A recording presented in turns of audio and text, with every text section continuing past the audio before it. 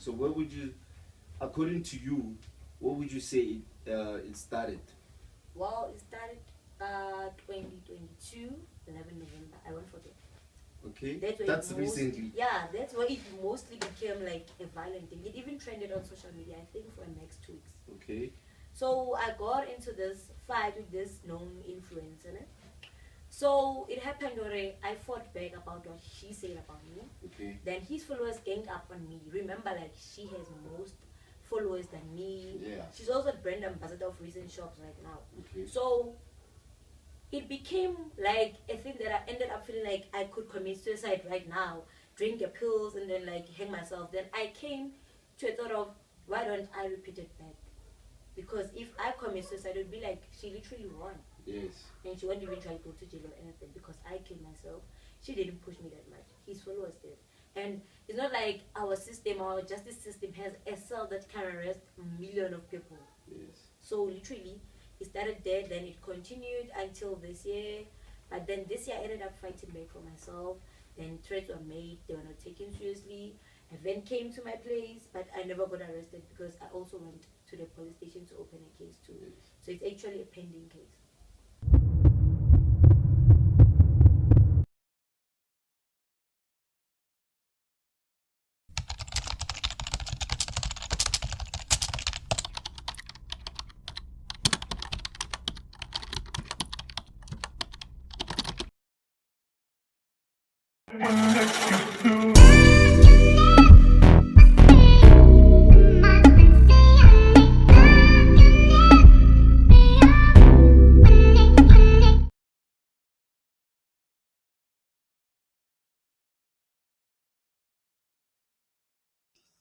Hey yo, it's your boy, the one and only, the tallest nigga in the universe, your favorite comedian, Ntwana Twerin the Talks, Mula Ranks, and welcome to the very first episode of 2024. Yeah, we coming with the banger, Kasika's podcast, and today we have the one and only, our special guest, and also friend of the show, Miss Mpho Mbiza.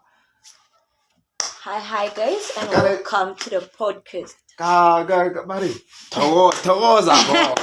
Yeah, I was meaning to say that. Yeah. How are you, ma'am? I'm good, and you? Okay, who's Mpho? Let's start there. Let's just stay. And by the way, sorry for keeping you waiting for long, ne? I hope it's worth it at the end. Yeah, it's worth it. Mpho Panaka, see, like an ordinary girl. Mm-hmm. A sangoma, also a social media influencer, but Okay. not influenceable, ne? And a baby daddy activist, baby mama drama activist. Okay. And then I'm also a student pushing my studies, Okay. and also a single mom to a boy child. Okay. Hey, that's a lot of things. Let me get this. The one that got to me, you said baby daddy activist. Yeah. Yo. Slash what? Baby mama drama. Slash baby mama drama. Yeah. Okay. So like tell us a little more about yourself. Like, where did you grow up and when did you go to school and all that? Well, I grew up in Soshanguve, and Yes. I started my primary school at Honze, Yes. which was around 2013, and then I was doing my grade 4. And then I went to Soshanguve High School, where I finished my secondary year, and then I'm currently studying through UNISA, and I'm also in a college doing a learnership that I got recently. Whoa. So Mpho is actually a genius, but that likes to act dumb to the people. Meaning I mainly like to convince people that I'm not that clever. And then they have to get that idea that of what they see about me or hear about me on social media is basically not me. Okay. Yeah. Okay, let's take a quick break and we'll be back right now. So yeah, we're back again on Kasika's podcast, the very first episode of 2024. So ma'am, you saying her like Mpho is a genius, but likes to act down in the public. Why would you say like you like to act down to the public or in public? Since well you are a genius. Well, because it seems like when people claim to know that you're genius, like they like to use what you know Okay. to get to you, right? So Mm-hmm. meaning, Hori, even if you use what you hear about me on social media or see or the way I react, it don't actually match to the way other people know me. Okay. My personality is different according to the way I act. There's a different personality at home, at social media, at school, and everywhere I go. Yes. So meaning, Hori, you cannot expose yourself to the social media that much Okay. or to the community that much. The little they know is better. Okay. So basically, you are a sheep wearing a wolf skin, right? Yeah, I basically like that. Or are Yeah. you a sheep wearing a wolf skin? I'm a sheep wearing a wolf skin. Okay. So like what would you say or like got you into that thinking of like, you know what, I have to act a certain way to the people so that I could somehow protect myself, because I'm guessing you're only doing that to protect your own space, right?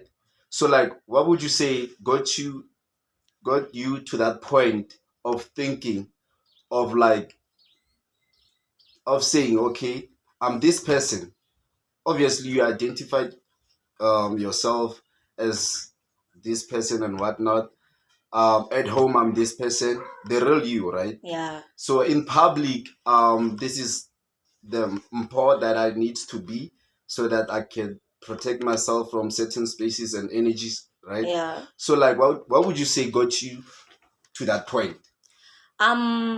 When I started being known on social media platforms and attending high school, right, Okay. I usually got bullied about the way I look. Okay. So it made me act in an appropriate way. Oh. Yeah. So I had to be dumb like them in order for them to continue being more dumb. Oh. Because if Get I you. continued being like the genius as I am, the cleverness, and acted so smart with them, wear the smarty pants, it was going to turn out so wrong. Okay. In order for people like to end up being more friendly with you, you have to participate with what they do Okay. and letting them being more comfortable with the things they're doing so they can continue exposing themselves the way they are to the public. So I get you. So you saying basically you saying you were bullied? Is it like cyberbullying or like just verbally bullying in class, or is it like on social media, or it's both? Well, it's done everywhere. Okay. Yeah, even if you go through my social media right now, I posted a reel A which has rain. a video of a reel on my Facebook page, Okay. which has about 118k views, Okay. 60 shares, and 2k likes. I got bullied throughout it. Like people like talking about my eye. Why am I seeing certain things while I look like this? Even in school, I used to experience bullying, mostly by learners, and teachers also participated in it. Okay. I had to protect myself by fighting back. So on the street it wasn't that much of bullying because if you bully me I come back for you, but on social media it was that much because Yes. imagine you're alone and a half of unknown pips gang up on you. How would you react? Okay, we're gonna take a quick ad break right now, and we'll be back with more of our special guest, Mpho Browniie. So, ma'am, we were on like the bullying of social media, and so you were saying, or like, so what would you say is the most effective, like, of like that gets you, like, obviously when people bully you, they're trying to get an action out of you, right? So, what would you say is the most effective, like, when people bully you in person or in like on social media and whatnot? On social media it is actually the most effective one. I mean, like bullying that is happening in person, you can deal with it so quickly, but Oh on yeah. social media it doesn't stop. Eventually they take turns on how to bully you. Yes. Meaning, or today you'll be bullied by this group, and then after certain weeks another group comes. Even if you write a post or do a video explaining how the bullying has affected you, they literally don't care. All they care about is bullying you, gaining followers, and not realizing what the more they bully you, the more they make you gain reactions and followers. Okay, and it's making you on the business side gain more business proposals, business proposals, and promotions. You get my point? So basically, being bold is a win and a lose situation. It depends on how you handle it. Okay. So like what would you say? Since well, um do you see yourself as a victim of bullying? Or because like it's like when people, there's like, I don't know if it's a movement or what, right? There's people that are being beaten, like part of the GBV, victims of GBV, right? But to oh, what can I say? What's the way? Like when they come together, they start this Mbogoto movement. They're like, no, I'm not a victim and whatnot. Would you say you are a victim of like bullying, or you saying, nah, I'm not a victim and whatnot? Because like, I don't know if you get my point really deep of like where I'm trying to take this thing. I do get your point. Okay. If you understand, do you see yourself as a victim of bullying? I see myself as a victim of bullying when it started, but now I'm no longer a victim. Okay. Because when you bully me, I fight back. Okay. It's literally a fight and lose situation. So I've realized your bullying doesn't have a case where you can go to police station and open a case, they take it seriously. Yes. Even if you do open a case, it will merely take an 1 minute court or an 1 hour max, then it gets dropped because bullying doesn't usually get taken seriously. So I no longer take it as a victim or no longer take myself as a victim. I'm actually adapted to the thing of being bullied, living with it, accepted it because it seems like it's a norm. Okay. So like, what would you? When would you say like this bullying started? Obviously, it probably started way back, but you were not realizing, or oh, this is actually bullying. So where would you, according to you, what would you say it started? Well, it started 2022, 11 November. I won't forget. Okay, That's why that's it mostly, recently. yeah, that's why it mostly became like a violent thing. It even trended on social media, I think, for a max 2 weeks. Okay. So I got into this fight with this known influencer. Ne? So it happened already. I fought back about what she said about me. Okay. Then his followers ganged up on me. Remember, like she has most followers than me. Yeah. She's also the brand ambassador of recent shops right now. Okay. So it became like a thing that I ended up feeling like I could commit suicide right now, drink a pills and then like hang myself. Then I came to a thought of why don't I repeat it back? Because if I commit suicide, it would be like she literally won. Yes. And she won't eventually go to jail or anything because I killed myself. She didn't push me that much. His followers did. And it's not like our system, our justice system has a cell that can arrest millions of people. Yes. So literally, it started there, then it continued until this year. But then this year, I ended up fighting back for myself. Then threats were made, they were not taken seriously. A van came to my place, but I never got arrested because I also went to the police station to open a case too. Yes. So it's actually a pending case.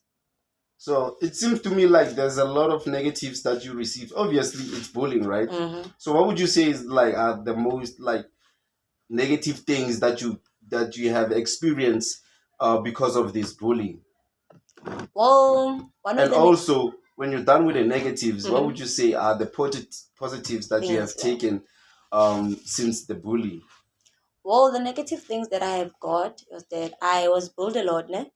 I ended up losing my self-esteem. And then I was also this brand ambassador of a local brand, which Okay. I also lost a gig from it. So it became a bad thing because it was a start for me. Ne?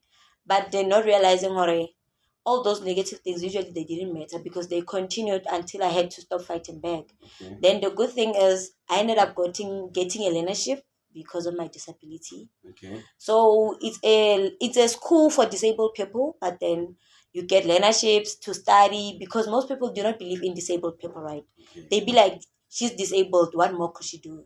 What interest does she bring? What effort will she do? What talent? So, and the other thing is, I also got about 4 gigs that I got on social media while they bought me. I am promoting this business of nails, and I also got these 2 gigs of local brands clothes that I'll be promoting. The pictures will be released the late March and May. And the other gig that I got was this gig of doing nails and hair. It was from the salon that is known, but I haven't taken the proposal yet. But the most of it and the kindest of it one was receiving a school leadership. This really broke everything off. Okay. I heard you mention something about disability. I didn't know that you were disabled. If like you you're kind enough to explain like what is your disability. So to people like me who didn't know that you had disability, Yeah. because now I see you as normal, right?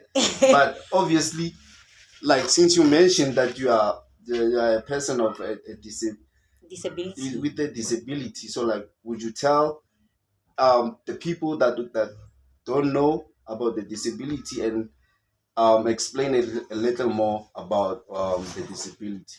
Well, as the disability of an eye, I actually forgot the name because it's a longer name. I can Okay. write it in English at Raf. Yeah. So it started when I was young. Like my parents were noticing what the meat of my eye was literally closing on top of it. My eye Okay. can see, but the meat is literally Closing. closing. Yes. So I attended about John Mokaren and the hospitals to find out about it. There isn't a cure for it. Okay. The only cure for it is a surgery, and the surgery costs a lot of money, which is something that I do not have. Yes. Most people do not take it as a disability because they got used to me, because I also got used to myself. I also expected myself and accepted myself the way I am. Yes. So I now get a point where you're saying, oh, you didn't know that I'm disabled. Most people didn't know. Yes. And then this disability isn't well known because it doesn't usually mostly happen. Yeah. So it started as a younger thing, like as a little thing. The myth started dropping on its own, started dropping. Nobody took it serious. Ulumileke something, right? They don't take it seriously. Yeah. So when we got to the doctor, that's when we realized that it is a serious condition. And also when I went to my recent checkup, that's when I realized, oh, this is very serious. So, but there isn't no cure for it. Okay. Since well, so like when were you diagnosed with the disability? 2018, 12. It's been max 14, 12 years plus. So, yeah. And what would you do? You know like the pricings for like if you were to do the surgery? Did they tell you like No, they told me this is the gonna cost? starting price of it, the checkups and stuff, it will cost me about 7K. Okay. Ne? But then the entire surgery will cost about half 50, meaning Half 25,000. Okay. And which is a money that I do not have. Yes. Hey man, I could imagine, bro, like being um diagnosed with a disability, and then you also have a chance of like perhaps like recovering from it, but because of money you can't. I could only imagine how painful it is, especially for your parents, right? Mm-hmm. So like, so you're saying like, because like we were talking about the bullying and stuff, right? Mm. So let's talk about something else that is more interesting, because like, when I started the show, I greeted you. I don't know if I greeted you, correctly. I said Tovas Agogo. What's your ancestral name? It's Mahlabe Zulu. Mahlabe Zulu. Yeah. What does it mean? Hey, like, it means, or I am a chosen child of the underground waters. Meaning, or the rain and waters are the same thing to me. Okay, so Mahlabe Zulu ke motho e leng hore like o fast and furious. Right? Okay. He makes fast decisions. He decides on everything I do, eat, or wear. He's literally a part of me. Everywhere I go, everything I do, he's there. So Mahlabe Zulu came from him because he was a Zulu person, but a half Tonga. Okay. So when he died when he was angry and furious. That's why Oh. when he woke up in me, he came up with this name. Okay. So like when did you go to your, I don't know if it's a what, it's a Tasha? Initiation. Initiation, yeah. 20 I went there at 2018 and I was 14 years. So when I went there, I was young, and my parents by the time they didn't usually believe in those things. Yes. So I was that sick to the point of I couldn't see with both my eyes and I couldn't walk. Yes. Ne? So I had to go there, even though the money was not there, but I had to go there and then to do all the things that are required so that I can come back. And I even had to drop out of school. So what would you say, like prior to you going to the initiation, right?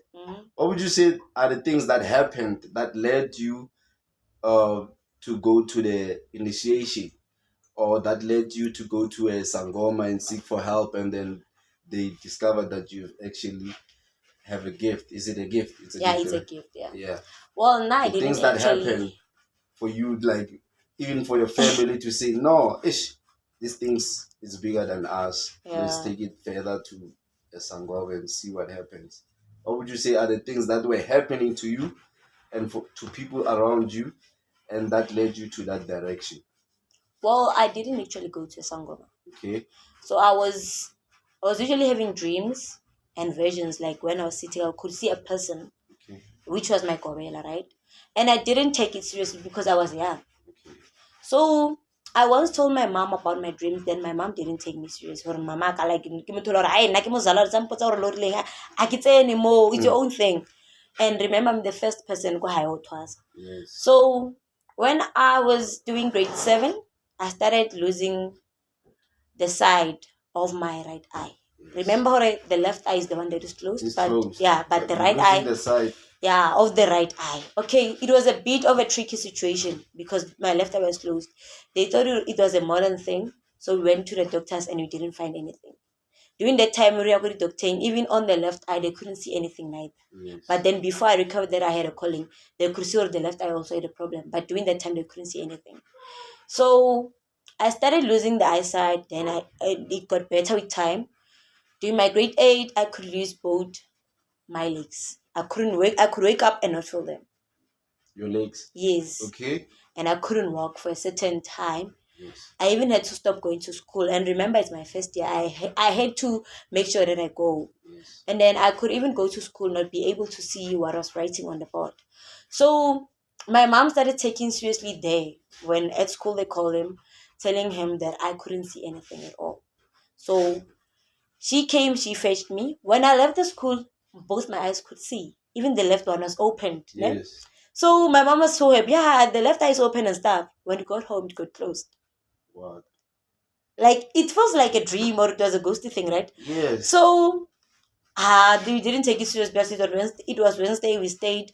Thursday, Friday, I went to school. Yes. When I got to school, I fainted.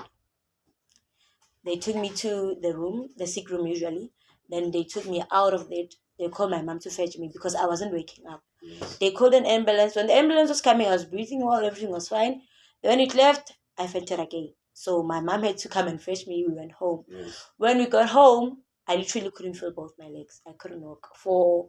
I think for the next 3 weeks, I couldn't go to school neither. Then I started having more dreams about that lady I was supposed to go to, that woman. More dreams about the cloth. I could hear sounds. I could hear the woman calling me. You remember I'm a Zongane? Yes. But hearing a Zonga person calling you using a Zulu accent, it's a weird thing, right? Yes. So I started having isolating. What is isolating? Like hearing sounds and then like Yes. starting hallucinating. Yeah. So they took it seriously that time. They dropped living, like they dropped everything. Yes. Eventually, my sister dropped attending this Christianity. They had to attend Ancestral, which is a church that is mostly attended by black people, right? Yes. So when we got there, we got a clarity of what I had. So within 2 weeks of attending the church, I literally ran away from home and went to my Gobela without missing myself. What? And it was at night, yeah. So you were basically sleepwalking to your Gobela? Yeah, I was basically sleepwalking Like to my Gobela. From your house, like how long? The distance between your house and your Gobela's house? How long is it? Yo, it's a very long distance, but I cannot even describe it. So like when you got there, were you tired or something, or you were just like? No, like I couldn't see myself when I was there. I literally saw myself when I woke up and I was wearing different clothes on the time. So I was literally asking myself what was going on. Then they later raised me on the next morning when my mom came. Then they told my mom about the arrangement and other stuff that they had to do in order for me to go there. So I went there and then my initiation process was so easy and stuff because it seems like I went to initiate while I had not known full things like medicines and stuff. And remember, there wasn't any traditional healer at home. It means I have an ancestor that already knows those things. So he literally taught me, and he's literally using me to fulfill his things that he couldn't do when he was alive. So when I woke up, I wasn't tired. Everything was normal. So like your ancestor, was he a Sangoma, or something like that? The funny part is the person that is in me was a ZTC person. Wow. And I've actually had like cause like there was I don't know if it's which episode it is. McG was actually asking her like, can someone, like, let's say I live as a Christian, right? Mm-hmm. And I don't go to graveside Mm-hmm. to talk with people that are long gone, right? Mm-hmm. I don't do all that stuff. And then when I'm gone, is it okay for my children to visit me at my grave and talk with me? Well, the person, um when I was alive, I didn't do these things.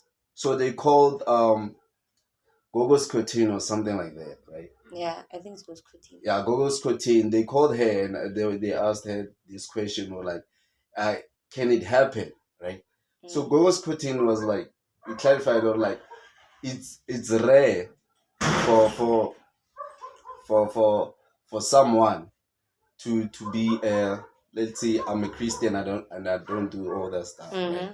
And then um I passed on, and then when my children come to no, she said, or like, when I leave, I might be a Christian and whatnot, and do not believe in ancestors, right?